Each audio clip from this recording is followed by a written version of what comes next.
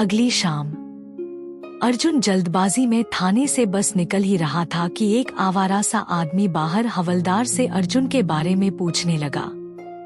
पांडे उससे झक कर रहा था कि पांडे आने दो उसे।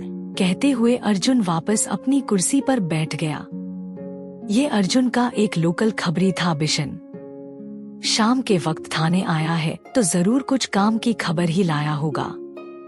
पिछले कुछ 3-4 सालों से शहर में ड्रग्स और जंगल में पेड़ों की अवैध कटाई का काम अंधाधुंध चल रहा था।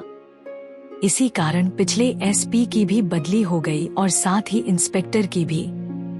अब जिस नए इंचार्ज ने गद्दी संभाली उसने काफी कोशिशों के बाद इन धंधों पर कुछ हद तक तो रोक लगा दी, लेकिन मामला पूरी तरह से खत्म नहीं हुआ। होगा भी कैसे साहब, चपरासी से लेकर कलेक्टर तक सब मिले हुए हैं। नेता और बिजनेसमैन तो जैसे इंतजार ही कर रहे हैं कि किसी तरह जंगल खत्म हो तो ये लोग ऑक्सीजन बनाकर बेचने का धंधा शुरू करें। अर्जुन ने ठंडी सांस भरी।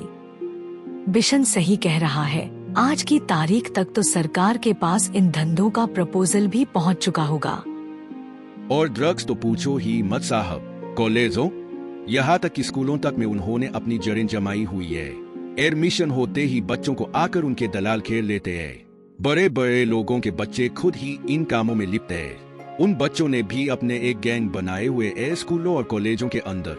ये बच्चे पहले नए बच्चों से दोस्ती करते हैं और फिर उन्हें दोस्ती यारी के बहाने इन चीजों की लत में धकेल देते हैं। वह सब मैं जानता हूँ बिशन, तुम क्या खबर लाए हो वो बताओ।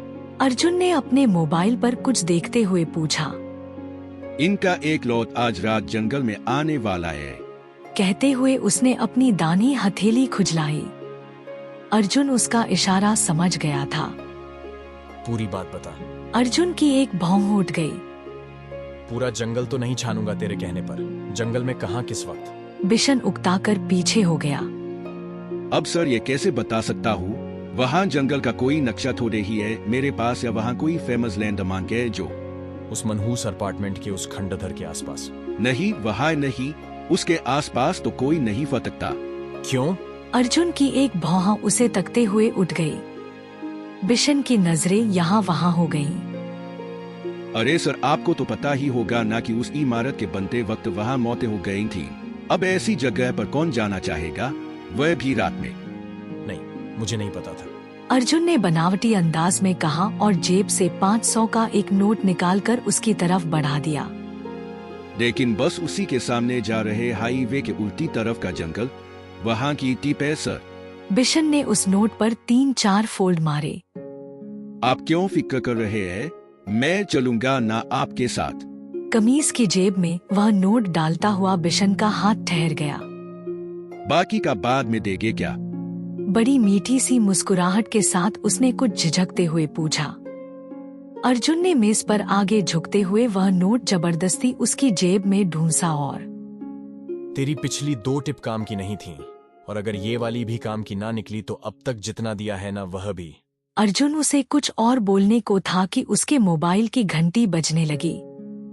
नंबर देखकर ही अर्जुन के माथे पर लकीरें खिंच गईं। ये जाना थी जो कि केवल सुबह 7 से पहले या रात 9 के बाद ही कॉल करती है। इस वक्त इस मुसीबत की कॉल आई है तो जरूर कोई मुसीबत ही आई होगी। अर्जुन के हेलो बोलते ही इस वक्त इस मुसीबत की कॉल आई है तो जरूर कोई मुसीबत ही आई होगी। अर्जुन के हेलो बोलते ही समर्थ की तबीयत खराब है, वहाँ से जवाब आया। ये तो ब्रेकिंग न्यूज है। अर्जुन बुदबुदाया। इसके आगे ना अर्जुन ने कुछ पूछा और ना ही उसने कुछ कहा। क्या हो गया सर? ब्रेकिंग न्यूज शब्द सुनते ही बिशन के कान खड़े हो गए थे। कुछ नहीं। अर्जुन ने मोबाइल जेब में रखा और अपनी कुर्सी से उठ गया। तो कहाँ और कितने बजे आना है अभी बताएगा या मैसेज करेगा? मैं आपको मैसेज करूंगा मेरे दूसरे नंबर से। कहकर वह थाने से निकल गया। अर्जुन उसके कुछ देर बाद वहां से निकला। समर्थ की तबीयत खराब होना ब्रेकिंग न्यूज ही थी। सुबह 5 बजे उठकर वह अर्जुन के साथ जिम जाता है। घर लौटकर नहाने के बाद माँ के साथ किचन में हाथ बटाता है, क्योंकि कुकिंग में उसकी दिलचस्पी शुरू से ही थी।